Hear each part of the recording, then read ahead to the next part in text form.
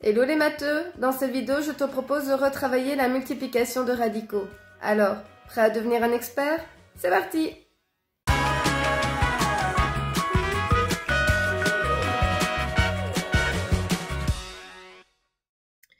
Et c'est parti pour la multiplication de radicaux.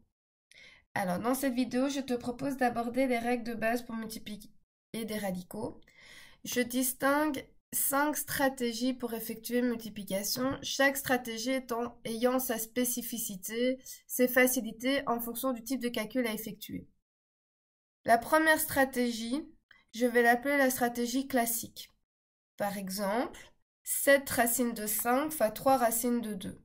J'identifie les coefficients que je vais multiplier, 7 fois 3, 21, et j'identifie les radicants, 5 et 2 que je multiplie 10. Résultat final, 21 racines de 10.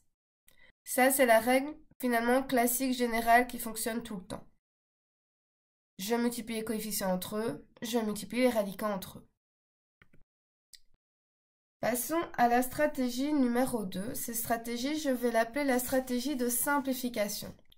Par exemple, racine de 12 fois racine de 50. Faire 12 fois 50, peut-être pas forcément envie de le faire, donc je peux passer par l'étape de simplification. Racine de 12, 12 c'est 4 fois 3. Racine de 50, 50 c'est 25 fois 2. Ça va, on se souvient toujours, je vais identifier le plus grand carré parfait diviseur. 4 étant le carré de 2, racine de 4, ça fait 2. 25 étant le carré de 5, racine de 25, 5. Donc le calcul devient 2 racines de 3 fois 5 racines de 2, une fois la simplification réalisée. Et puis je reviens sur la stratégie numéro 1. Je multiplie les coefficients entre eux, 2 fois 5, 10. Et je multiplie les radicants entre eux, racine de 3 fois racine de 2, racine de 6. Réponse finale, 10 racines de 6.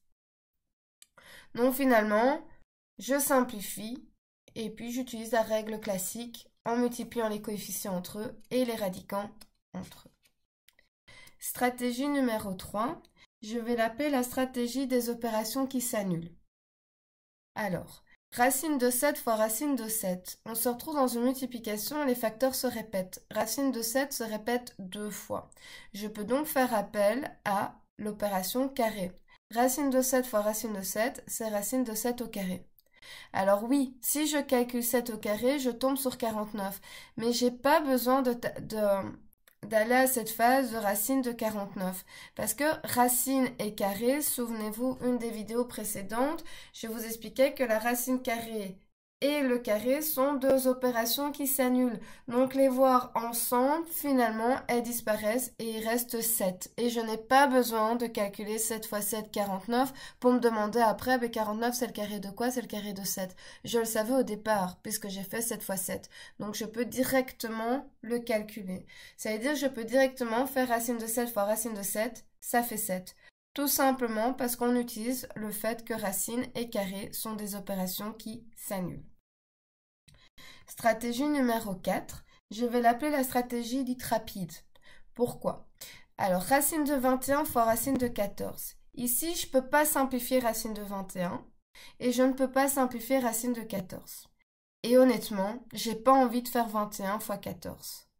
Mais ce que j'observe quand même, c'est que 21 et 14 ont un diviseur en commun, qui est 7.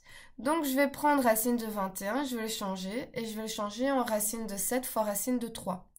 Et je vais prendre racine de 14, et je vais changer en racine de 7 fois racine de 2. Pourquoi ça m'intéresse? Parce que si je permute racine de 3 avec racine de 7, eh bien je me retrouve dans la même configuration que la stratégie numéro 3, à savoir j'ai deux racines identiques qui se répètent, donc je peux faire appel au carré et donc je peux annuler la racine. Racine de 7 fois racine de 7, ça fait directement 7. Et il ne me reste plus qu'à calculer racine de 3 fois racine de 2 qui fait racine de 6. Et j'ai pas eu besoin de calculer 21 fois 14 et de penser à simplifier après. De cette manière-là, j'ai directement la réponse sans gros effort mental. Donc si je récapitule, la première stratégie, c'est la classique, je multiplie les coefficients entre eux et les radicants entre eux. 7 fois 3, 21, 5 fois 2, 10. Deuxième stratégie, je passe d'abord par la case simplification. Je simplifie racine de 12 et racine de 50 et puis je repasse à la stratégie 1 en multipliant les coefficients entre eux et les radicaux entre eux. Stratégie numéro 3, j'ai un facteur, un radical et un radicand qui se répètent 2 fois et donc ça s'annule et il reste 7 tout court.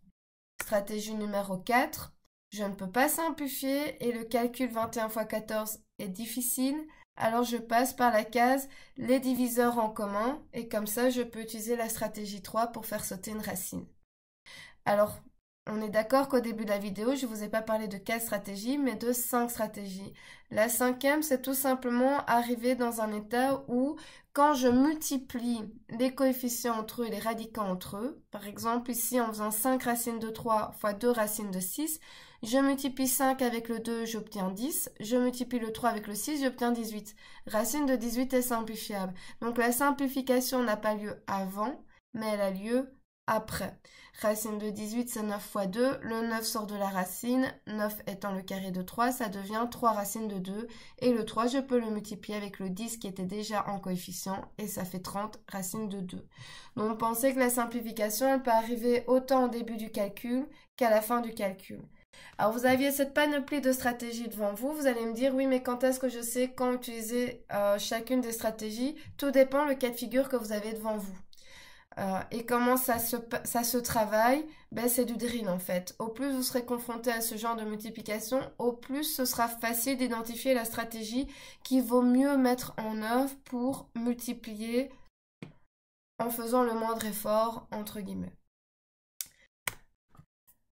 Alors, à toi de jouer. Voilà 5 multiplications à effectuer. On met pause dans la vidéo le temps de faire l'exercice et quand tu es prêt, il suffit de réappuyer sur play pour écouter la correction. Alors, c'est parti pour la correction. Alors, 4 racines de 5 fois 7 racines de 2. Stratégie numéro 1, je multiplie les coefficients entre eux. 4 fois 7, 28. Et les radicaux entre eux. 5 fois 2, 10. 28 racines de 10. Calcul suivant, 3 racines de 10 fois racine de 10. Je vais utiliser la stratégie numéro 3 parce que la racine de 10 se répète 2 fois. Donc, la racine saute. 3 fois 10, 30. Racine de 18 fois racine de 28, je vais utiliser la stratégie de simplification, la stratégie numéro 2. Je vais simplifier racine de 18 en 3 racines de 2 et simplifier racine de 28 en 2 racines de 7. Et puis j'applique la stratégie numéro 1. 3 fois 2, 6, 2 fois 7, 14. Réponse, 6 racines de 14. Calcul numéro 4, racine de 12 fois racine de 3. Je vais plutôt privilégier la stratégie numéro 5. Pourquoi? Parce que 12 fois 3, ça fait 36. Et ça tombe bien, c'est un carré parfait. Racine de 36, 6. Donc là, il est plus préférable de simplifier après. Et enfin, racine de 33 fois racine de 55. Je ne peux pas les simplifier et je n'ai franchement pas envie de faire 33 fois 55. Par contre, 33 et 55 ont un diviseur en commun qui est 11. Racine de 33, c'est racine de 3 fois racine de 11. Racine de 55, c'est racine de 5 fois racine de 11. Du coup, j'ai la racine de 11 qui apparaît 2 fois. La racine saute, ça devient 11. Il me reste racine de 3 fois racine de 5 qui fait racine de 15. Réponse finale, 11 racine de 15. Et voilà, j'espère que cette vidéo t'aura aidé. N'hésite pas à me le dire en commentaire. Quoi qu'il en soit, une seule clé pour réussir en maths, faire régulièrement des exercices à la maison.